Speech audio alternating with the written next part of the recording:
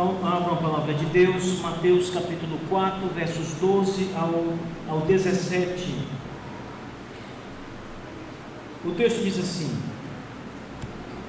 ouvindo, porém, Jesus que João fora preso, retirou-se para a Galileia, e deixando Nazaré, foi morar em Cafarnaum, situado à beira-mar, nos confins de Zebulon e Naftali, para que se cumprisse o que fora dito por intermédio do profeta Isaías: terra de Zebulon, terra de Naftali, caminho do mar, além do Jordão, Galileia dos gentios. O povo que jazia em trevas viu grande luz, e aos que viviam na região e sombra da morte resplandeceu-lhes a luz. Daí por diante passou Jesus a pregar e a dizer: arrependei-vos, porque está próximo o reino dos céus. Amém. Mais uma passagem no Evangelho de Mateus que retrata a grande dádiva de Deus aos homens, o seu Filho Jesus Cristo. O evangelista, quando narra essa história, ele usa algumas palavras nesse texto que são bem interessantes. Ele compara a chegada de Jesus ali na sua região de Cafarnaum, na Galileia, com a chegada da luz. Inclusive, Mateus também diz que essa chegada de Jesus em Cafarnaum foi precedida por uma profecia do profeta Isaías, que já havia anunciado centenas de anos antes que o Filho de Deus, o Messias, seria a luz que chegaria para aquele povo que vivia em trevas no pecado. Esse texto, o verso 12, ele não tem uma ligação cronológica com o texto que lhe antecede. O texto que antecede fala sobre a tentação de Jesus no deserto. O texto que fala quando o Senhor Jesus passou 40 dias no deserto sendo tentado por Satanás. Embora pareça que o texto está sendo continuado ali, Mateus usa apenas um recurso estilístico para continuar o seu tratado do Evangelho. O verso 11 diz o seguinte: com isto o deixou o diabo, e eis que vieram anjos e o serviram. E o verso 12: ouvindo, porém, Jesus que João fora preso. Então parece que Jesus ainda estava no deserto quando ele ouviu que João foi preso, mas não é assim que o texto deve ser entendido. Aqui nós temos, entre uma história e outra, algum tempo que se passou, e um bom tempo havia se passado, desde a tentação até o episódio que Mateus começa a narrar aqui no verso 12. Na verdade, o verso 12 deve ser entendido como Jesus estando no seu convívio normal, quando de repente a notícia de que João Batista fora preso chega aos seus ouvidos. E então o verso 12 é exatamente isso: ele escuta a notícia da prisão de João, chega até ele, e então naquele momento o Senhor se retira para as regiões da Galileia. Ele vai para a região do mar da Galileia. Havia muitas cidades e vilas naquela região em que Jesus agora vai se dirigir, e aquela região também era conhecida por Jesus, porque Jesus morou em Nazaré, que era ali muito perto. O verso 13 diz: deixando Nazaré, foi morar em Cafarnaum. Então ele sai de Nazaré, uma cidade na mesma região, e vai para Cafarnaum, aonde ele passa grande parte do seu ministério. A maioria das obras de Jesus Cristo que são narradas nos evangelhos, os milagres, os sinais que ele realizou, a expulsão de demônios, as próprias pregações de Jesus, os ensinos, a maioria acontece em Cafarnaum. E até mesmo quando Jesus estava reunido com seus discípulos, muitas vezes essas reuniões eram em Cafarnaum.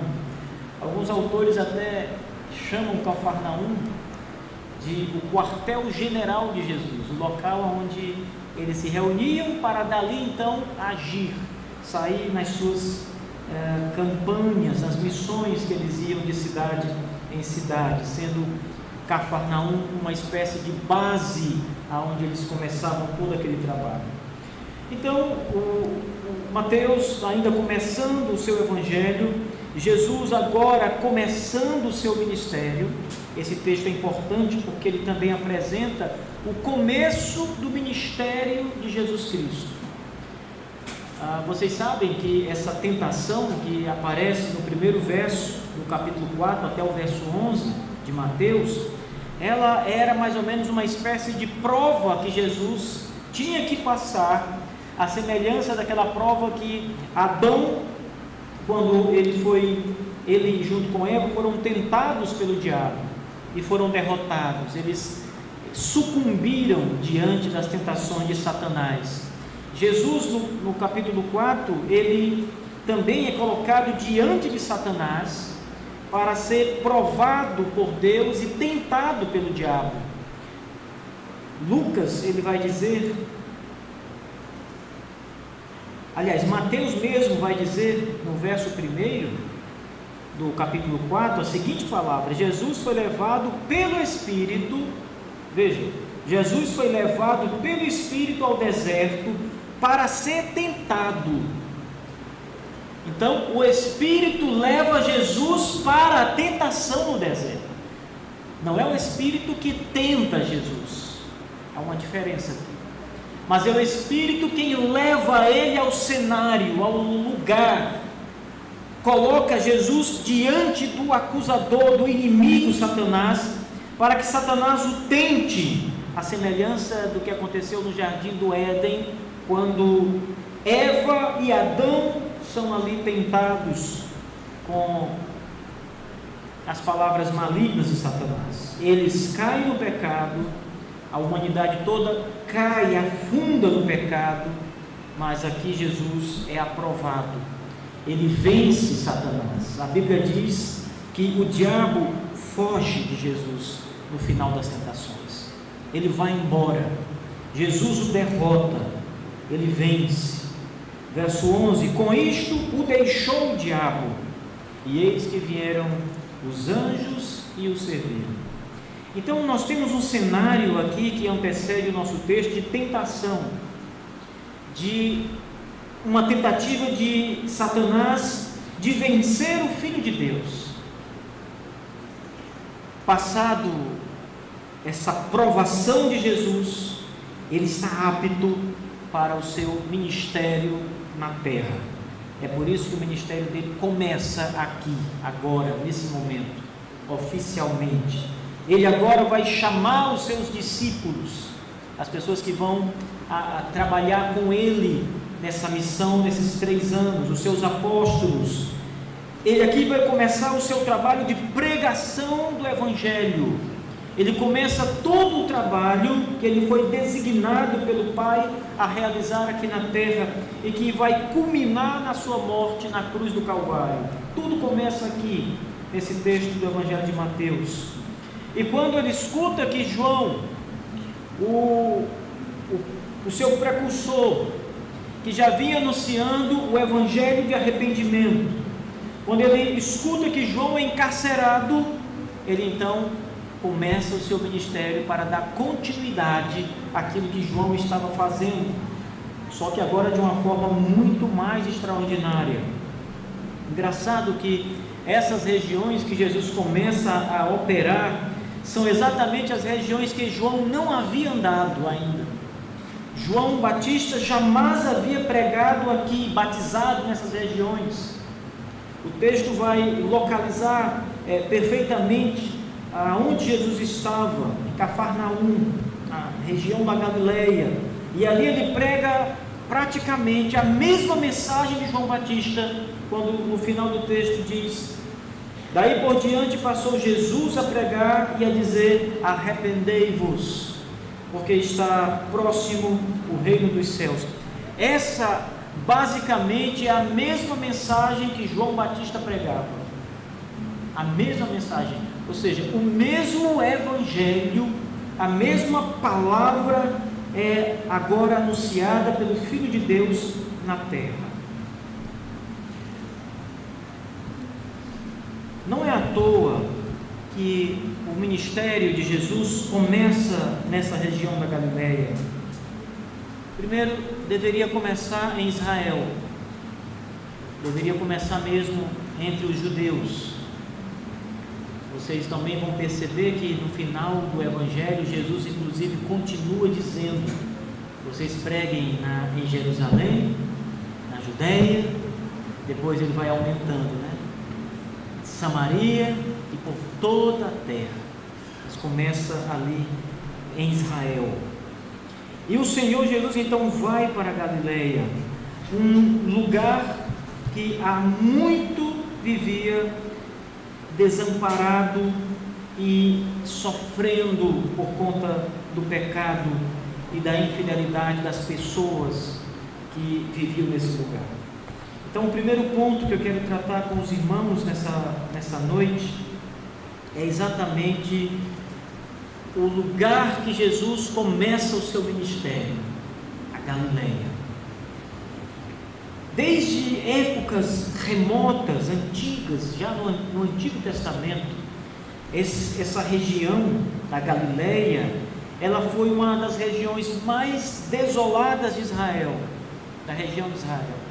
O centro de Israel era Jerusalém, e as cidades que estavam ali mais próximas de Jerusalém. Jerusalém está no sul e a Galileia, a região da Galileia, está no extremo norte, já no limite de Israel com as nações vizinhas, a Síria, o Líbano e outras regiões, mas acima dessas duas nações estava a Síria e outros poderosos impérios na época do Antigo Testamento.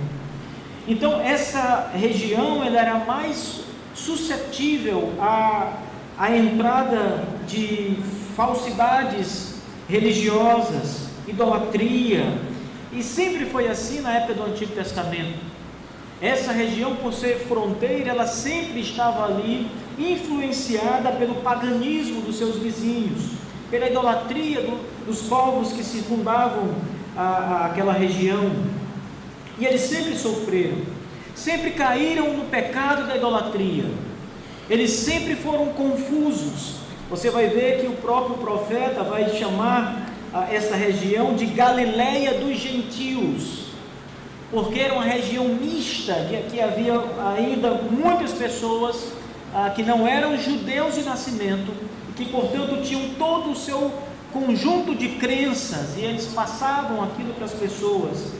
Ou se um judeu fosse até a região da Galileia, ele iria observar uma diferença religiosa muito grande entre as pessoas da Galileia e as pessoas que estavam mais perto de Jerusalém, a capital, onde havia o templo e tudo que era sagrado era realizado ali nas proximidades do templo, lá em Jerusalém. Então ele veria a diferença, e por conta dessa proximidade, por conta desse contato muito grande, esse povo sempre sofreu com o pecado, sempre andou em situações nebulosas, sempre desobedecendo a Deus, sempre sendo um povo trabalhoso, de dura cerviz, muito mais do que a maioria do Israel como um todo. Então não é à toa que Jesus, que vence a tentação de Satanás, vai agora para uma das regiões mais pecaminosas de Israel começar o seu ministério. A luz vai chegar nas trevas do pecado, naquela região da Galileia. O texto ele ainda diz o seguinte: deixando Nazaré, foi morar em Cafarnaum, cidade à beira-mar, nos confins de Zebulon e Naftali.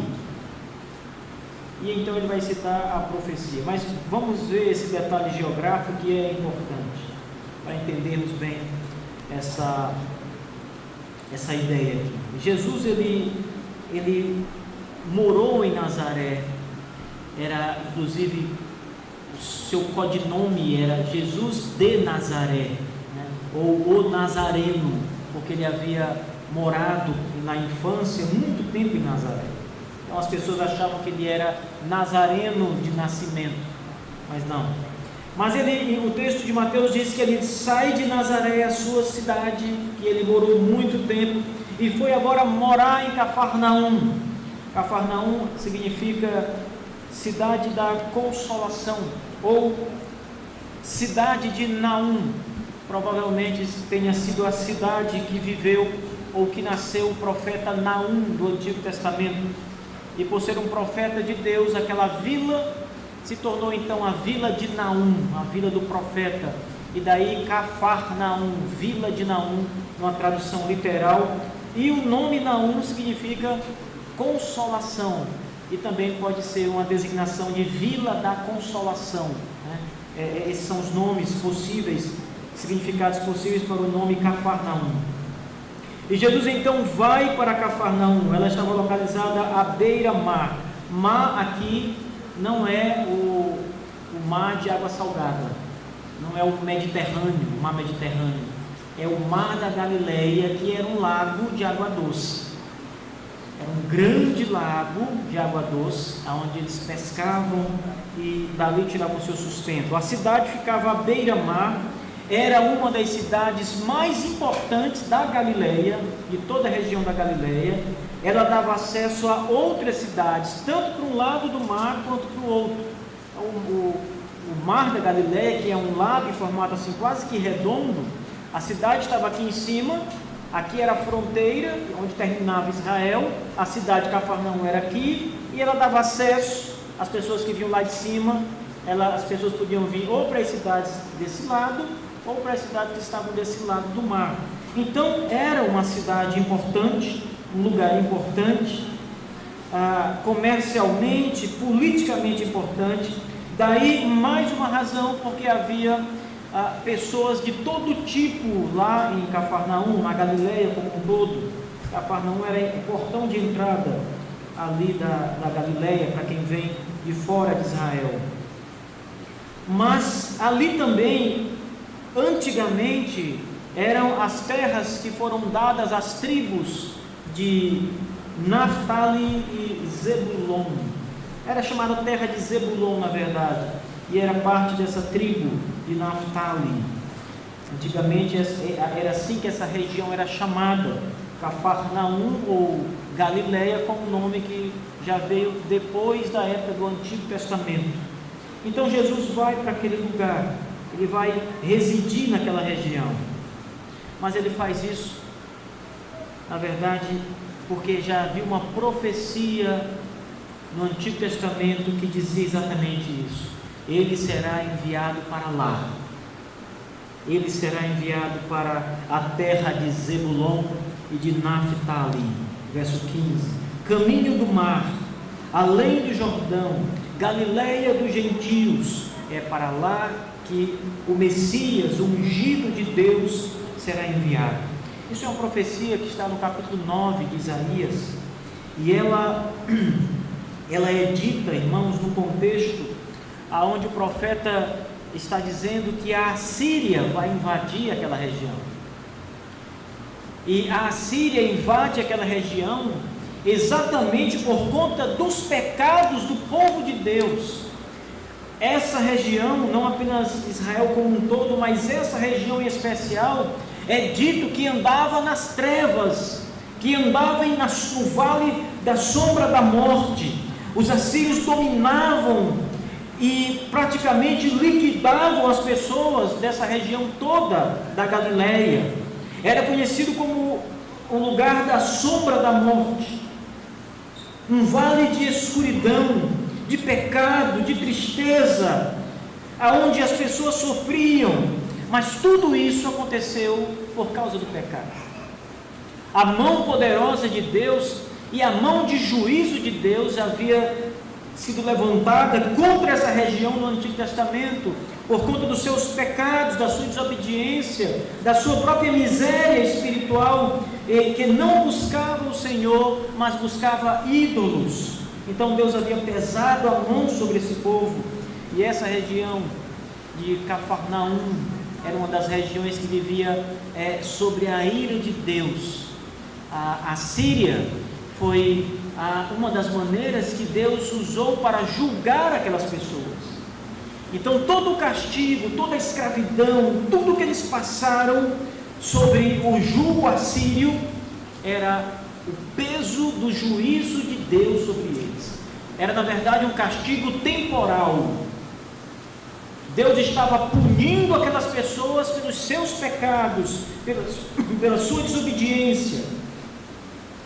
É por isso que o profeta diz, a profecia exatamente de Isaías é exatamente nesse contexto, o contexto em que há grande sofrimento, quando o profeta diz que o Deus enviará uma grande luz sobre aquele povo, né? Uma grande luz que há de vir no vale da sombra da morte, naquela terra de Zebulon, de Naftali. Ele estava falando de Jesus, essa grande luz que surgiria ali, no meio daquele povo tão pecador, era a presença do Filho de Deus. Terra de Zebulon, diz o profeta, terra de Naftali, caminho do mar, além do Jordão, Galileia dos gentios, o povo que jazia em trevas. Olha a descrição da condição espiritual daquele povo na época do profeta Isaías. As pessoas que estavam vivendo exatamente nessa mesma região aonde Jesus vai começar a pregar a palavra de Deus no seu ministério. O profeta descreve: povo que jazia em trevas viu grande luz, e aos que viviam na região da sombra da morte resplandeceu-lhes a luz. Ora, irmãos, a descrição aqui é de um povo que está liquidado de fato, povo que jazia em trevas, que estava envolvido. Jazer é estar morto, é estar na posição em decúbito ventral, caído, deitado, morto em trevas. Essa era a condição daquelas pessoas. O povo que jazia em trevas viu grande luz. Que referência ao Filho de Deus. Ele é a grande luz. Depois o texto diz: os que viviam na região da sombra da morte. Ora, essa é uma referência não apenas à severidade dos assírios. Os assírios foram considerados o povo mais cruel dos grandes impérios antigos.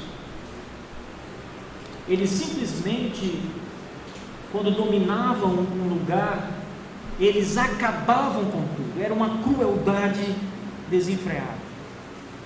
Eles cortavam todas as árvores num raio de 4 quilômetros da cidade. A cidade e a região se tornavam um deserto. Era uma das táticas. Foram os assírios que inventaram um método de matar a pessoa enfiando uma vara e levantando a pessoa e deixando ela pendurada. A empalação também foi um método inventado pelos assírios de matar as pessoas. Alguns profetas vão descrever cenas terríveis dos assírios contra os israelitas. O profeta Naum mesmo, e o profeta Naum em Nínive, vai descrever o ataque assírio. Ele vai contar ali em detalhes a perversidade e a crueldade desse império contra o povo de Deus. Então eles eram perversos. Não é à toa que o profeta Isaías diz que aquele povo vivia no vale da sombra da morte, região da sombra da morte. A morte aqui é a ameaça assíria constante, mas também Claro, a morte aqui são as trevas do pecado e as trevas espirituais, no sentido amplo e maior, elas designam exatamente isso: o pecado, a miséria daquele povo. E foi para aquele lugar de miséria, de pecado, que Jesus, o Filho de Deus, é enviado pelo Pai. Ele começa no meio dos maiores pecadores.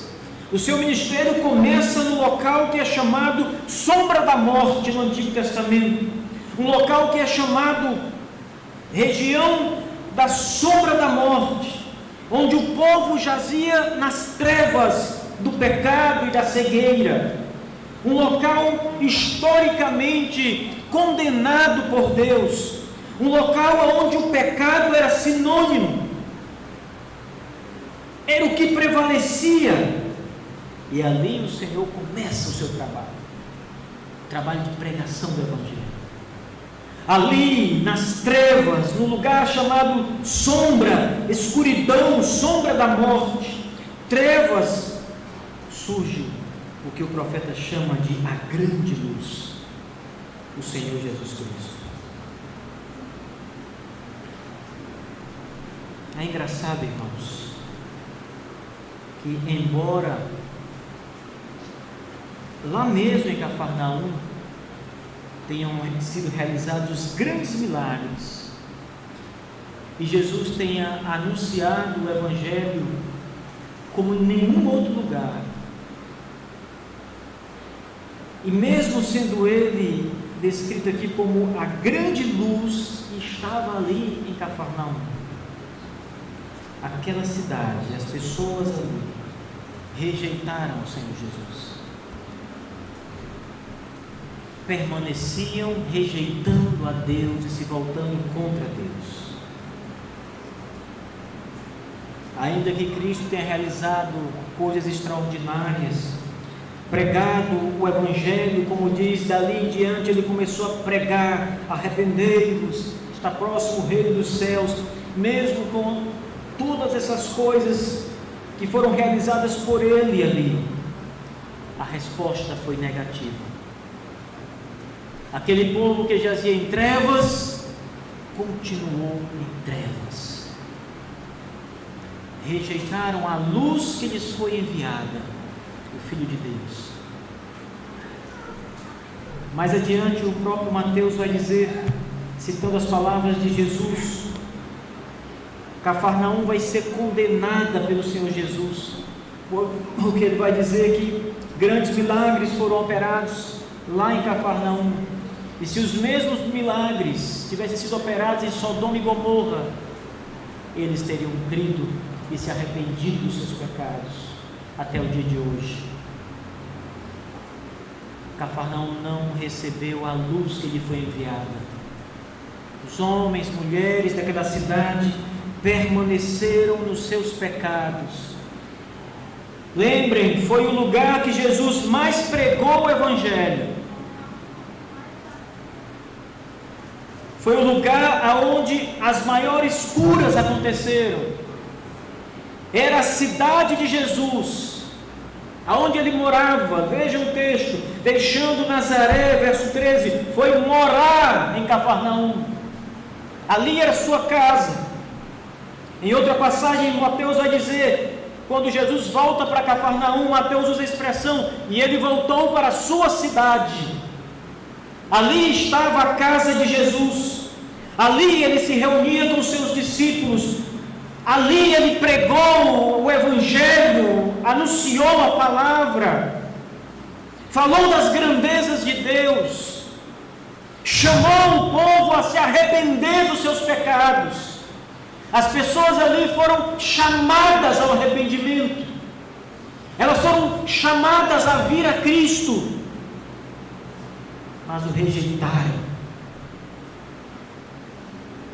Diante de tudo que seus olhos viram o Senhor realizar, de milagres grandes, poderosos, incríveis, da pregação fiel, autêntica, sem erro, o maior de todos os pregadores, e o povo rebelou-se contra ele.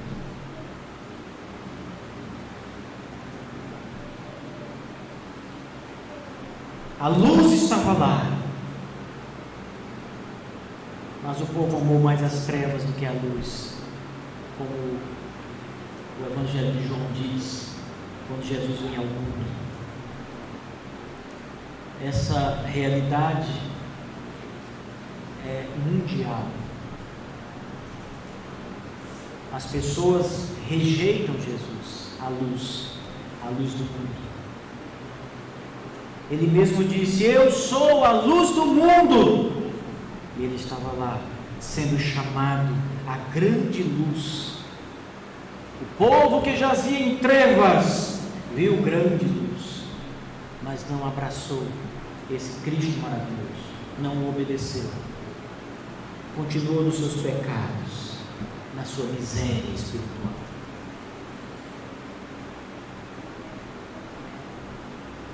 Sabe, irmãos, tudo que está escrito nessa passagem pequena é a realidade de algo, é um microcosmos de uma grande realidade, a realidade do ser humano. Aquelas palavras do próprio Evangelho de João, elas são ditas aqui também. A realidade, tudo que João diz acontece aqui em Cafarnaum.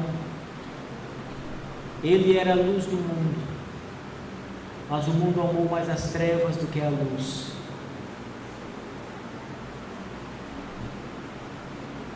Essa é a realidade de Teresina, a nossa cidade.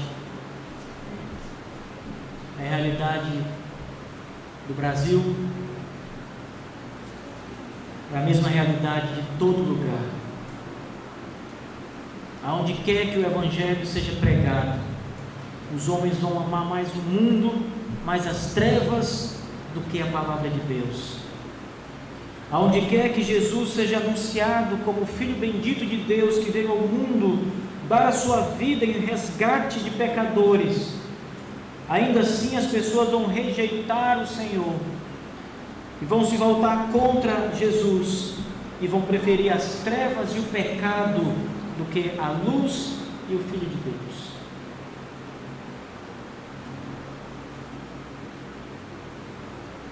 Isso só revela, irmãos, o poder do pecado. O pecado não é algo que deve ser visto por nós como um pequeno problema, um pequeno defeito no homem, como se fosse um parafuso fora do lugar ou uma porca folgada. O pecado, ele é a miséria total do ser humano. Ele cega o homem. As expressões que a Escritura usa para demonstrar isso são as maiores possíveis. Começa a dizer que o homem sem Deus, que está na condição de trevas interiores, ele tem o seu coração duro como uma rocha. O homem sem Deus é descrito como um coração de pedra, rocha, não pode ser penetrado. O coração está inacessível para qualquer coisa. Você pode tentar mudar um ser humano, você pode encontrar uma pessoa que está com a vida totalmente fora do lugar, perdida, e você pode propor no seu coração ajudar essa pessoa, e você pode usar qualquer método que você quiser, mas o coração dela está fechado, é de pedra, não pode ser penetrado pelas coisas que você diz. É como enxugar gelo, irmãos. Você pega um pano bem seco e começa a enxugar de uma barra de gelo, enxuga, enxuga, enxuga, você torce o pano, enxuga, enxuga, enxuga, depois passa a mão no gelo. ele vai continuar molhado. Assim é o coração de pedra do pecador, não pode ser penetrado. Assim era o coração dos habitantes de Cafarnaum. O nosso coração, antes de Cristo, era um coração de pedra. O coração dos homens que não conhecem a Deus, nossos vizinhos, nossos parentes, é um coração de pedra. E ainda, a Bíblia também descreve esse coração de pedra do homem como a situação do homem como estando cego. E se ele está cego, ele não pode ver. Os seus olhos precisam ser abertos. Ele precisa voltar a enxergar. E para voltar a enxergar, ele precisa de um milagre. Caso contrário, ele nunca mais voltará a ver na sua vida. Está cego, está completamente doente. Como o homem pode ver as maravilhas de Deus? Vamos usar aqui uma metáfora. Ver no sentido de compreender. Como ele pode ver as maravilhas de Deus? Como ele pode ver a Cristo se ele está cego? Não há possibilidade. Ainda que você pudesse levar o próprio Jesus diante de uma pessoa e dizer: veja, este é Jesus, olhe suas mãos furadas, olhe sua testa sangrando, olhe sua coroa. A pessoa não vê, porque ela está cega, não consegue ver nada. A outra descrição, e talvez não, a principal e a mais terrível descrição é que o homem está morto em seus delitos e pecados. Vocês podem fazer esse teste quando vocês forem a um velório. Tentem pregar o evangelho para a pessoa que está no caixão. Vocês são jovens, são mais corajosos, façam isso. Pegue a Bíblia, leia e chame aquela pessoa ao arrependimento. Diga ao morto: creia em Jesus, venha a Cristo. Ele pode ajudar você. Ele é a esperança que você tem. Suplique, insista, tente persuadi-lo com toda a sua capacidade. Faça o que você puder. Eu garanto que ele não virá, porque ele está morto. E o morto não pode responder nada. É assim a condição do homem sem Deus, dos homens em Cafarnaum. A menos que uma operação poderosa do Espírito venha sobre eles, nem mesmo a palavra de Deus eles poderão obedecer. A palavra não age sozinho, irmãos. A palavra é o meio pelo qual o Espírito age no coração do homem. É por isso que nós devemos pregar só a palavra, porque o Espírito age por meio da palavra, com a palavra de Deus. Mas quem age é o Espírito. Quem dá vida é o Espírito. Quem regenera, restaura, santifica é o Espírito Santo. Ele é o Senhor da vida. Em Cafarnaum as pessoas estavam com o coração rochoso de pedra, cegos, com a mente completamente perturbada com o pecado e mortos, especialmente mortos nos seus pecados. Por isso Cristo poderia pregar, falar, fazer grandes milagres, mas se não viesse acompanhado do poder do Espírito, que Cristo mesmo envia, ninguém pode ser restaurado. A capacidade de mudança não está no homem, não é o pregador, não é o poder do pregador em convencer, é o poder de Deus em mudar o coração. A mudança interior poderosa, o nascer de novo, não acontece no momento em que o pecador entende o Evangelho. Acontece no momento em que o Espírito opera no coração dele e lhe dá vida, e abre seus olhos, sua mente, sua alma passa a viver para Deus, e ele ama a palavra então, e segue a Cristo, caminha com Cristo. Foi isso que aconteceu conosco, e somos cristãos. Aprove a Deus nos chamar por meio da palavra, da sua pregação, em algum momento. E foi isso também que aconteceu com aqueles que negaram a Cristo e que tiveram até nesta igreja como convidados, mas sempre rejeitaram o Evangelho. Não houve essa operação neles, no coração deles. Não depende das pessoas simplesmente quererem. O problema é que elas não querem realmente. Elas só passam a querer Deus quando essa mudança interior acontece. O homem natural, ele é inimigo da cruz.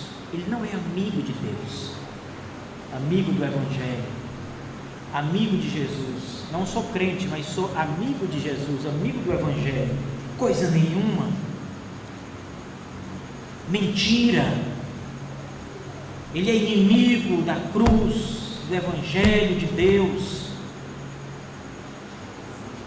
Todos os amigos de Deus são cristãos, nascidos de novo, regenerados pelo poder do Espírito Santo. Cafarnaum estava em trevas, em grandes trevas. A luz brilhou, mas eles não podiam ver. Seus corações estavam em trevas. Ele estava pregando. Daí por diante passou Jesus a pregar e a dizer: arrependei-vos. Eles não se arrependiam. Eles permaneciam endurecidos, como o faraó do Egito, que viu toda a grandeza de Deus, viu todo o poder de Deus, provou da morte, provou da amargura da morte, e não se arrependeu. Viu o seu império se esfacelar, o maior império do mundo naqueles dias, e não se arrependeu, porque o seu coração era de pedra. Deus endureceu o coração do faraó, seus olhos estavam fechados. Ainda quando ele liberava aquele povo, ele não liberava de verdade, ele logo voltava atrás. Estava embrutecido como um animal selvagem.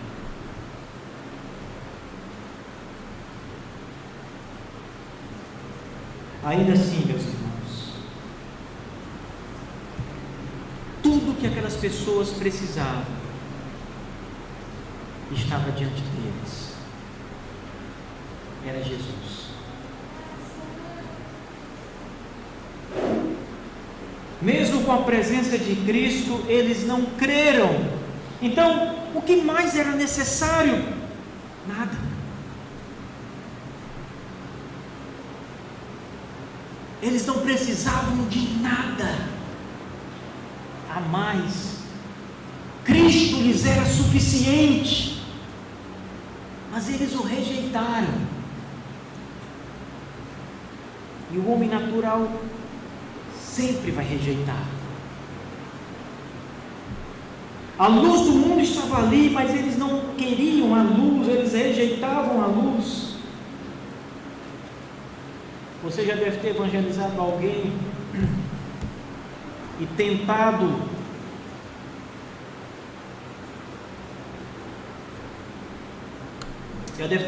falar para as pessoas sobre Jesus Cristo. Já pregou a palavra de Deus, você insistiu várias vezes, Todas as vezes que você prega, aquela pessoa diz não, ela não está disposta. Ela tem até raiva. Ela nem gosta mais de te receber porque você vai levar o Evangelho.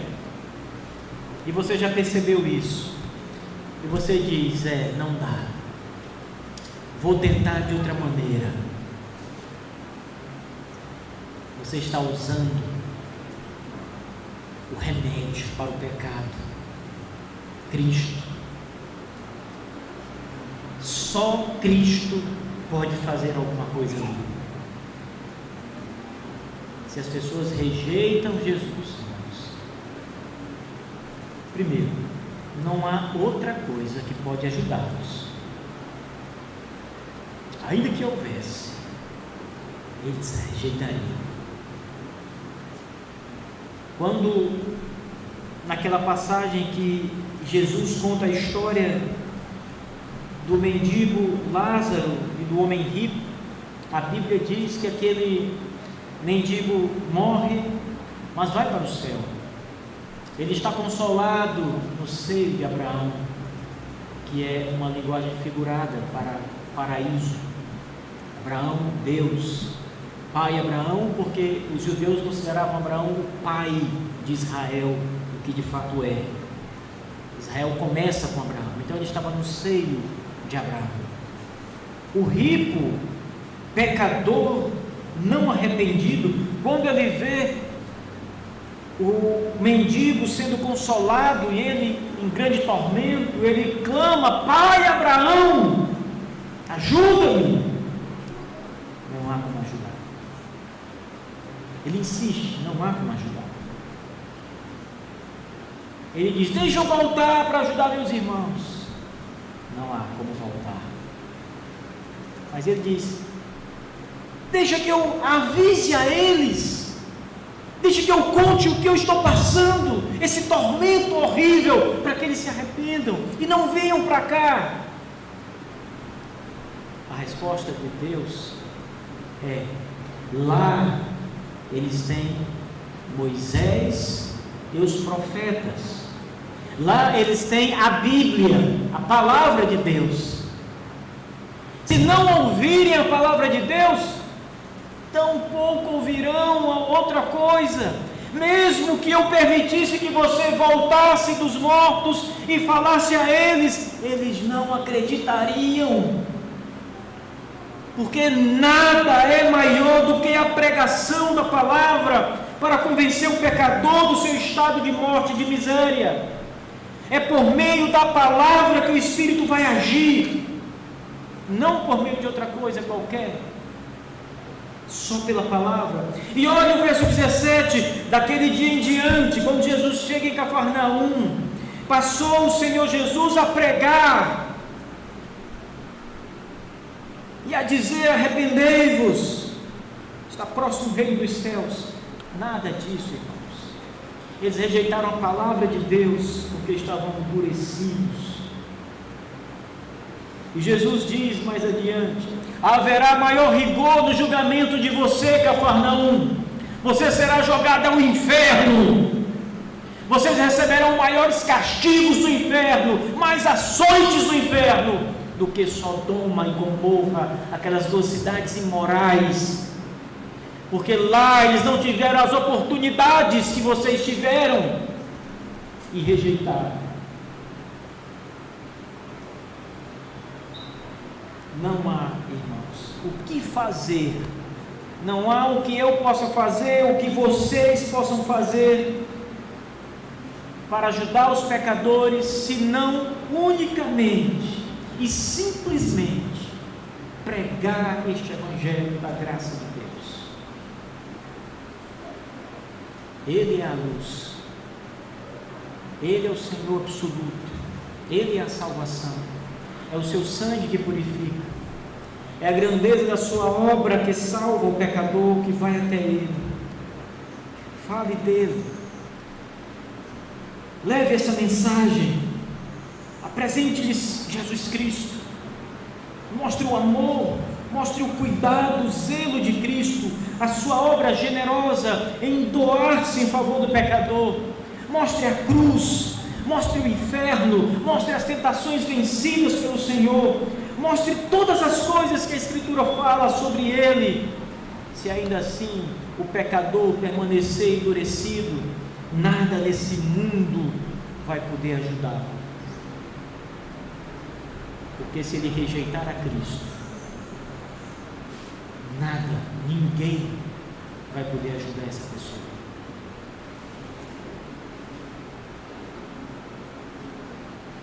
Cabe a você apenas orar, deixar todo o fruto do seu trabalho nas mãos de Deus, que é o Senhor da grande obra, o Senhor da igreja. Ele vai chamar as suas ovelhas, Ele vai despertar o coração do seu povo. Às vezes a pessoa que você menos acredita que possa vir a Cristo, venha até Ele.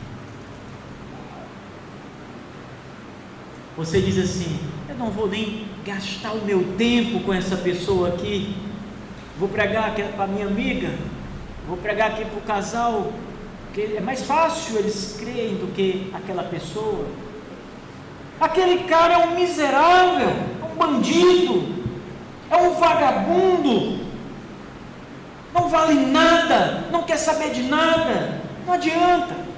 Então você acha que a depravação ela tem uma variação, assim como que se em algumas pessoas o Evangelho fosse menos poderoso do que em outras. É Deus quem abre o coração, irmãos. Somente Deus.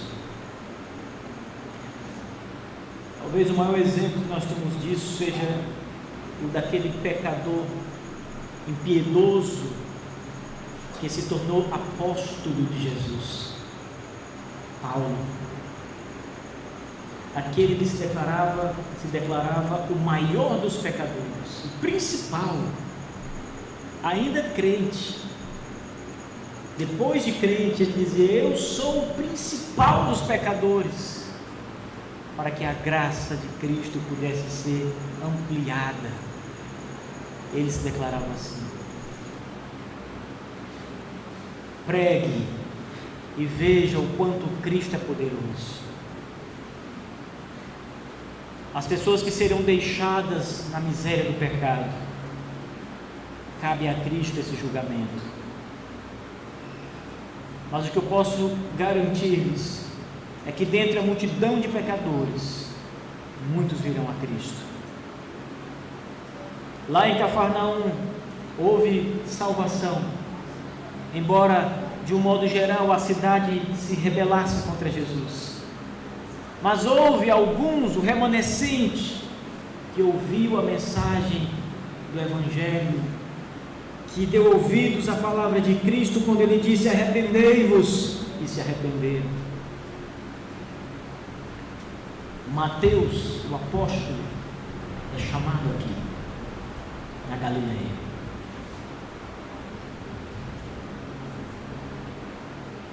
E o Evangelho é tão poderoso que Jesus, ao chamar Mateus, ele simplesmente diz, ele olha para a coletoria e para Mateus que está sentado e diz: segue-me. E a Bíblia diz que Mateus se levantou, deixou tudo e o seguiu. Essa foi a pregação. Segue-me. Que poder é esse? Com uma palavra, o coração do pecador é mudado.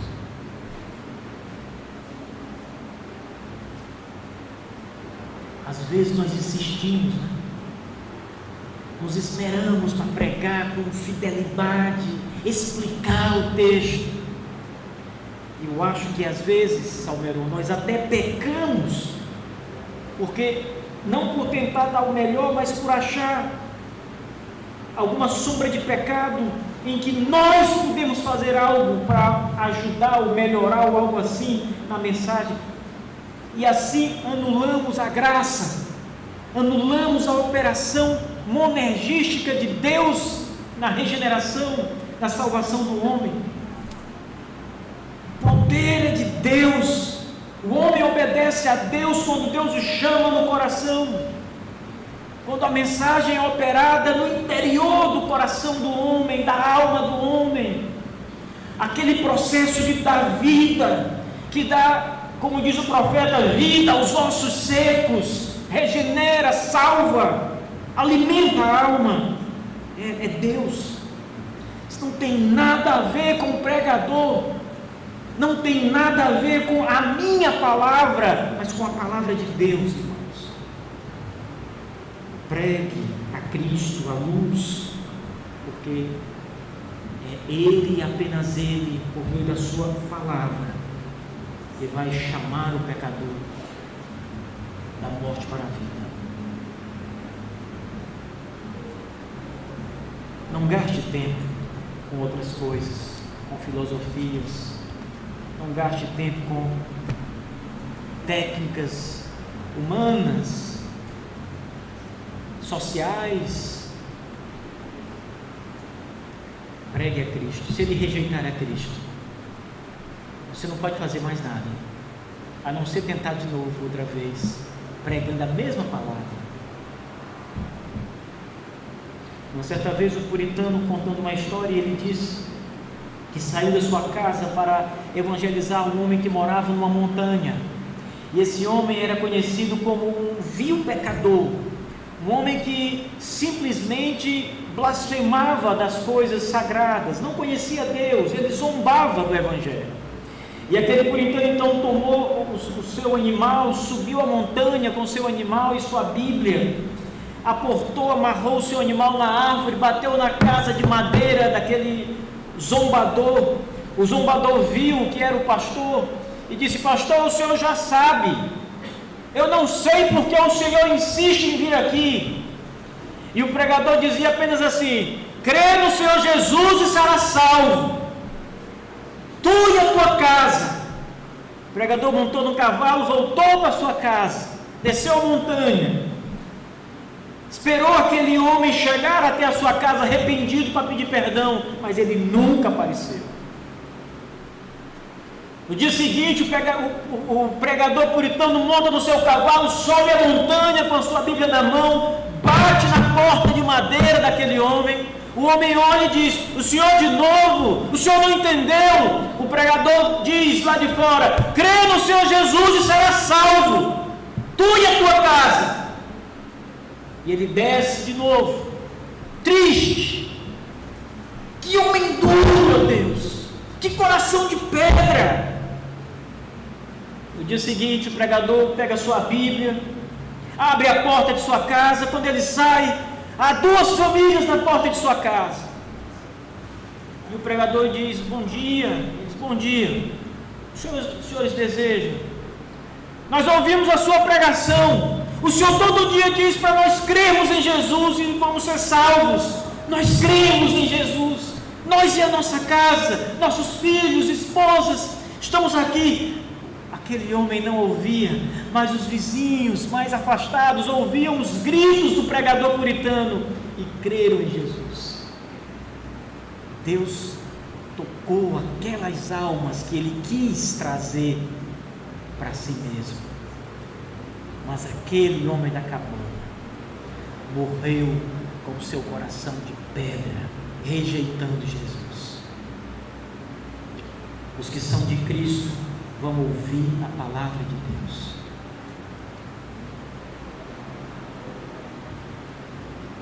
As minhas ovelhas ouvem a minha voz e me seguirão. Amém. Fiquemos de pé, irmãos.